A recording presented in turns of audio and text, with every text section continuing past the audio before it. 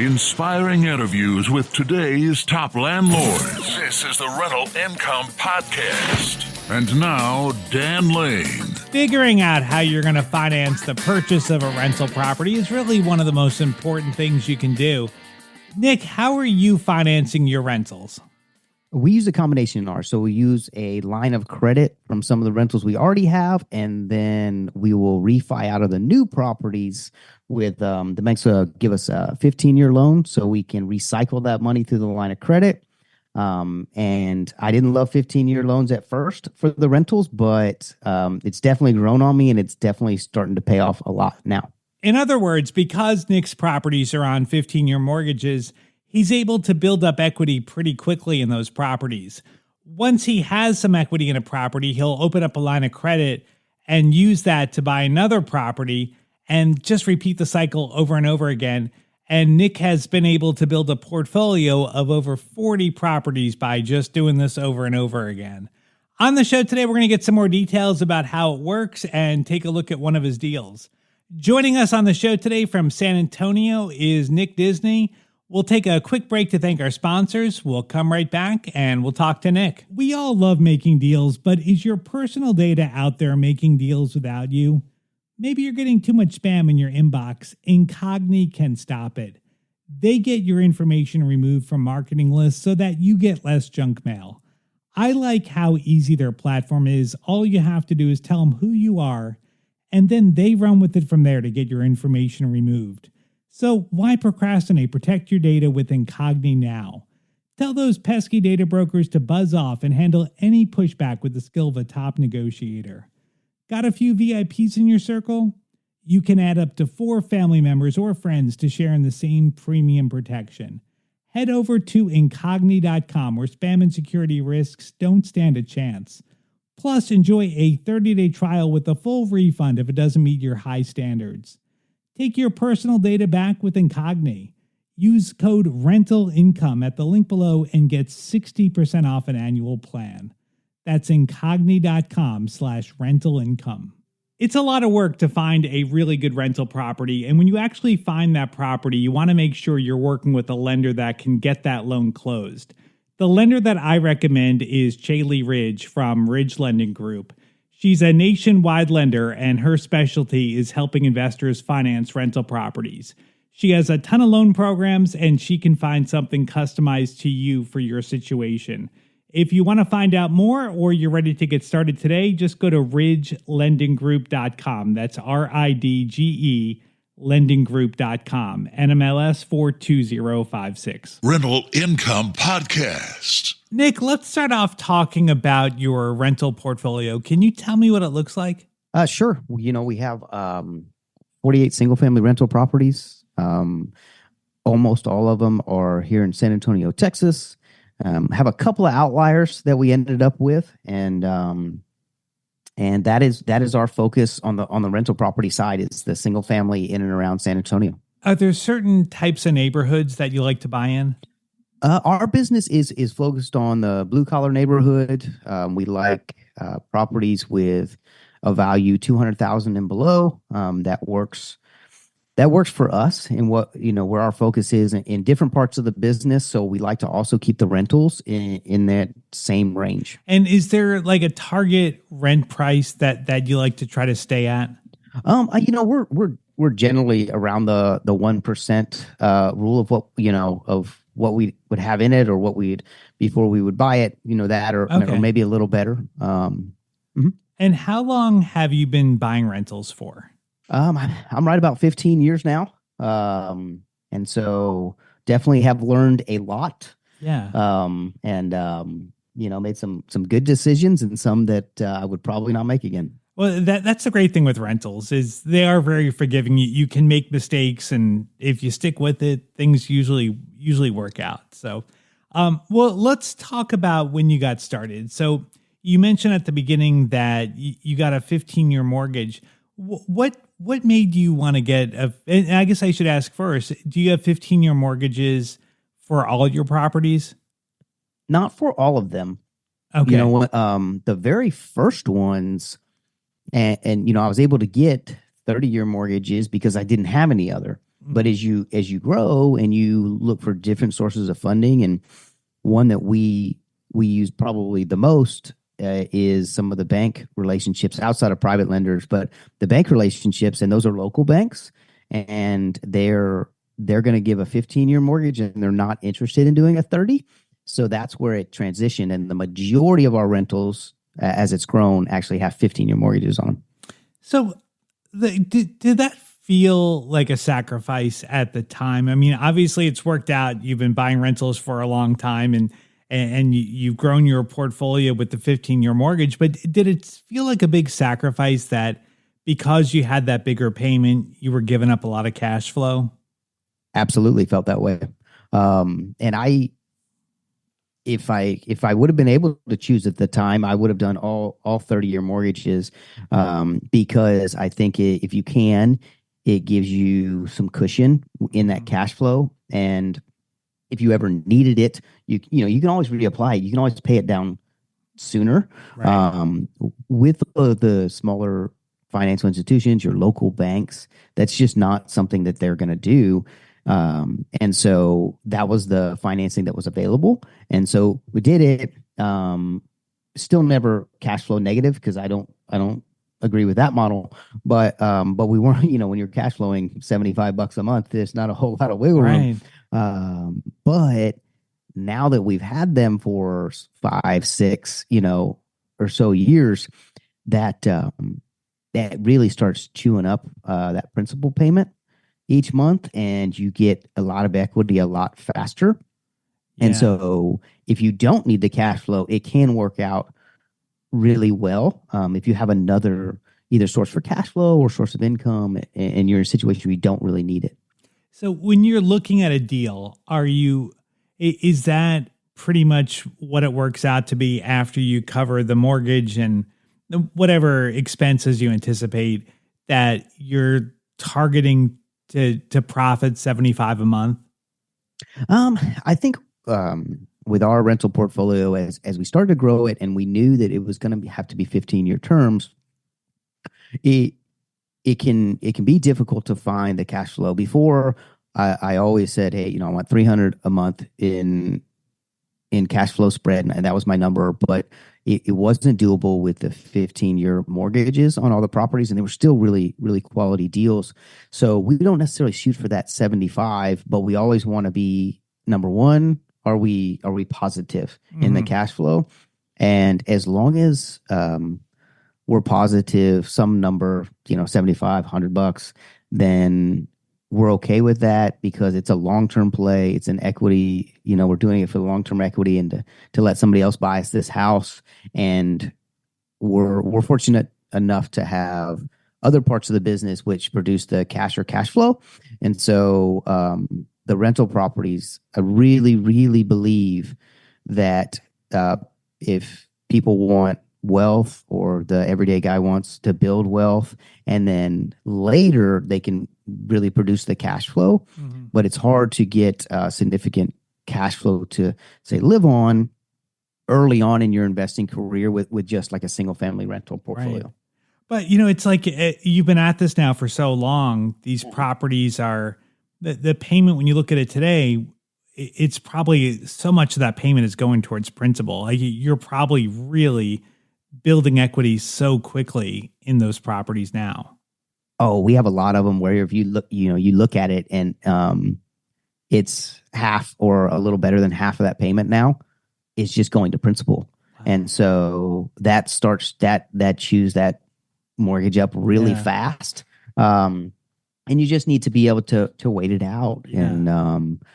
And obviously some of these properties were bought a while ago. And so you're, like you said, you're really chewing up with that principal payment, but also they've gone up in value. So you're increasing your spread from both sides. Right. And so the equity that's in there really, really starts to get there in a hurry. And then you have lots of options of what you want to do with that, depending on, what your plan is. Yeah. So what you're saying is that because so much of that payment is going towards principal, that the loan is getting paid down quickly, but then also the property value is increasing. So you've got all this equity that's being created. Exactly right. Now, what about rent growth? So maybe in year one, you have maybe, $100 cash flow. But over time, like say when you look 5 years out and you've gotten a couple of rent increases, are the properties more profitable as time goes by? They are, but it's not kind of a, I guess it's not a 1-to-1 ratio, right? The rent went up $100 and then $100 because, especially where we're at in San Antonio, we have higher property taxes and our taxes increase every year. Insurance goes up a little every year. And so the cost to own the property does go up, but you are right. It does increase as we have them, and our cash flow spread does go up a little bit. It's not equal to the amount you increase the rent, but it does get better and better. And these are a long term play. Yeah. I've got some from 2010, 2011, and some of those ones in there that I can think of right offhand, and what you could pay then and what they're worth now. And someone has been, a tenant has been paying for that, buying this house for me, which is great. Yeah. And so that'll happen again, even if people are starting today. It happens before you know it. Now, I think you've been really smart too with using that equity that the properties are increasing. You're paying these mortgages down. And then it sounds like you're opening up lines of credit to tap into that equity to continue to buy more properties. Yes, and that's probably one of the best things I ever did. And a mentor of mine showed me how it worked, and how you could start using more of the bank's money. And so when I was actually able to get some of the rentals paid off free and clear, so took those over to the bank, same local bank, and said, "Hey, I've got these rentals free and clear. I'd like to give them to you as collateral, and I'd like a line of credit that I can then go use for purchases." Lines of credit like that, or short-term lines of credit in and out. It's very easy to get the money in and out. Well, that it gives you a lot of purchasing power. So we're in there purchasing cash, and we could buy more because we knew we had this line of credit. And when you draw on one of those, you're usually just paying interest only. So your payment's very low, and you can take it out. And then when you refi it, or you refi two of them, or however many, will fit in your business, and then you can pay it back, and it kind of just sits there and stops costing you money. And it's very affordable to have the money in and out, and gives you a lot more purchasing power once you can, take that step. All right. So you're using the equity to buy a property and then also to fix it up. It sounds like you're buying fixer uppers. Mm-hmm. Yes, sir. So, Yep. so when you buy a new property, you're using that line of credit, so you're not having to put any money into the deal. Absolutely. So with the lines of credit, the bank already has the houses that you gave them as collateral. So the line of credit just has an amount. Say, for easy math, we'll say it's 500,000. Well, you send an email, "Hey, I'd like a draw of 100,000." They just send it to you. There's no more qualifying. There's no more of that. So to your point, bought the house for 70. If it needs 30 in rehab, "Hey guys, we need 100 off of this." We're not coming out of pocket. We're using our portfolio that we built to allow us to buy more and grow the portfolio. Yeah, that's so genius. I mean, and then when you refi that rental property that you just bought, you're putting that on the 15-year mortgage, and then that is getting paid down quickly. You're creating more equity that you can tap into in the future. Absolutely. So what you do is, when you refi on that 15, let's say we're $70,000 in this one, we're gonna refi it for 70,000. Okay, we're paying back our line of credit with the new one, and you're just gonna recycle it, and then you can use the same rentals, the same capital over and over again, which is very powerful and can help a lot if you're trying to grow. Yeah, I think HELOCs are really the greatest way to build wealth with rental properties. And, someone could do this with their primary residence. I mean, if you don't have rental properties to tap into, you may have equity in a primary residence, and you can tap into that and do the same thing. Now, you mentioned that you had a couple of rental properties paid off. How did you do that? Focus and discipline. But when you're starting, and keep in mind, some of these I bought years ago, and so they were, the houses were less expensive then, so I had lower balances when I started. But most of that came from I wanted to grow my passive income, but I needed, some way to kind of accelerate that. And so doing that through wholesaling and flipping, well, that would give chunks of capital. And then what I would do is I would use it to reinvest in the business. And part of that would be, okay, if I have this one rental property and I owe 75,000, well, if I can flip 3 houses and just, boom, boom, boom, pay it down. Well, now I have this one free and clear. Right. Okay. That makes sense. All right. So you're taking those big chunks of money, and instead of buying a new car or spending it on vacations or whatever, you were smart about it, and you paid off a couple of properties to be able to get them free and clear. And now you've got equity you can tap into. Absolutely. That's so smart. So smart. Well, let's take a look at a deal and see how this works. So tell me about this property. How did you find it? We found it through our marketing. So we do a good bit of marketing now. Mostly online. We buy houses, cash for houses, and then some direct mail. And that came through. This one actually came through a website lead. Somebody reached out, had an issue, wanted to sell for cash, and so we went over, met with them, and made a deal.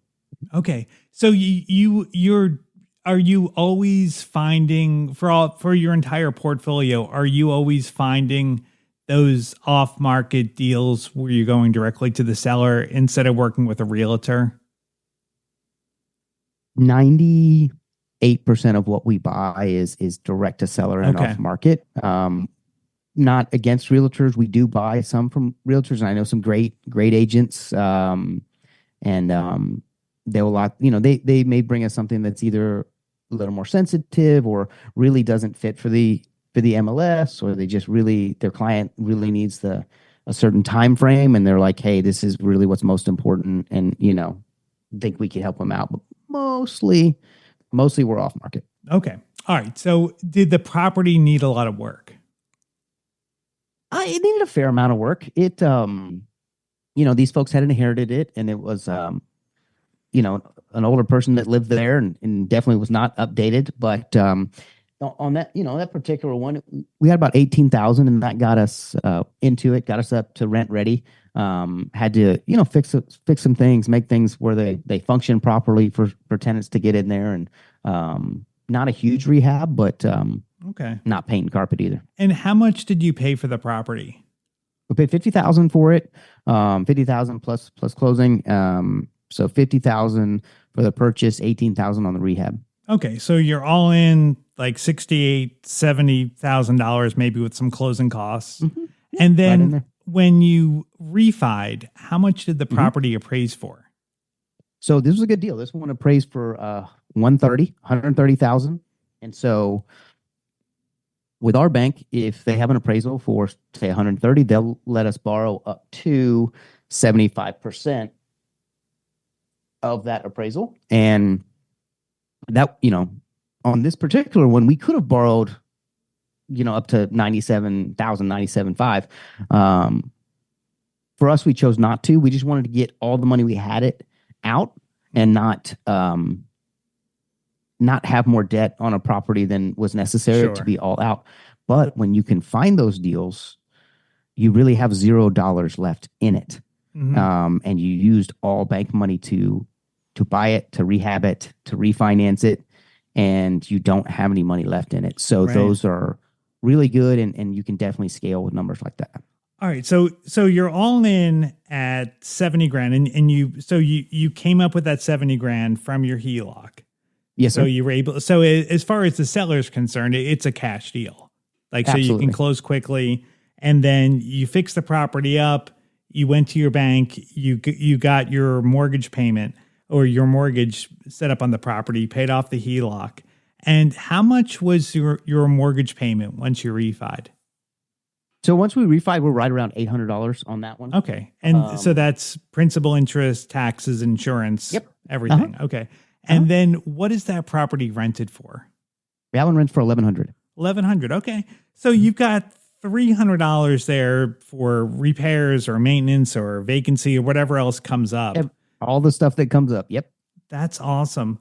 Now, on that property, say if you were to look at, say in a year, how much do you think you put into the property to keep it up for repairs or whatever else comes up?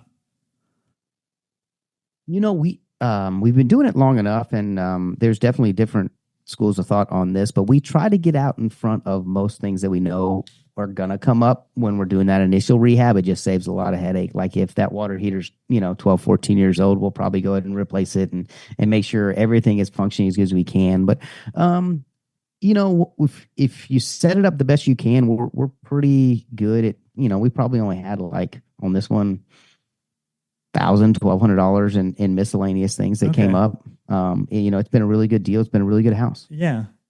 Now, so you've got 48 properties right now. Mm-hmm. So thinking back to when you were getting started and you had maybe 2 or 3 properties, do you think it's easier having 2 or 3 properties or having 48? Oh man. That's a really good question. At the time when you have 2 or 3, you tend to think it's a ton, and it is not. So it is definitely easier having the 2 to 3. What I would encourage, or what I would tell myself if I could go back to that time, is a couple of things. One, you need some systems, not overcomplicated systems, just very simple systems of how you do everything and how you communicate. And that will do a lot to help you from going every which direction. And then the second thing I would tell myself is that you need a good, fair plumber, a good, fair AC guy, and a good, fair handyman, and then stop trying to figure everything out on your own and just pay the guys to do what they do. And don't be running over there trying to fix a plumbing leak and things of such nature, which I definitely was guilty of. So it sounds like today you've got handyman, you've got systems set up. So when a maintenance problem comes up, you know what to do. I mean, you're handing it off to whoever is helping you out with the property. Absolutely. We're going to send them a message back saying, hey, so-and-so will contact you. And we're sending it to that person saying, hey, please contact this person. And these guys we've worked with a long time, and they know, we have a system of how we're going to work, when we're going to communicate. And, if it's over a certain amount that, we need to discuss it. And if it's not, we need to get it fixed and quickly. Right. And, so it doesn't feel, or it doesn't sound like it's overwhelming, or it feels overwhelming having 48 properties. It's not when you do it, when you have the system and people to help you out, because a lot of the stuff that comes up when you're trying to do it all on your own at 2, 3, 4, 5, it still comes up, and it comes up more, but I don't handle it. I just have to more make sure it gets done, and we have a system that reports saying, hey, this was done. If anybody wants to reach out to Nick, I've got his contact information on the website. You can find it at rentalincomepodcast.com/episode 492. I'd like to thank Chaley Ridge from Ridge Lending Group for sponsoring today's episode. If you've got equity in your rental properties, or maybe even your primary, and you want to talk about ways to tap into that equity to continue to build your rental portfolio, reach out to Chaley. She's got a bunch of different options, and she can find something that'll work for you in your situation. If you want to find out more, just go to ridgelendinggroup.com, NMLS 42056. Thank you so much for checking out the podcast today. Make sure you hit the follow button. I put out a new episode every single Tuesday, and if you're following the show, you'll never miss an episode. My name is Dan Lane, and this has been the Rental Income Podcast.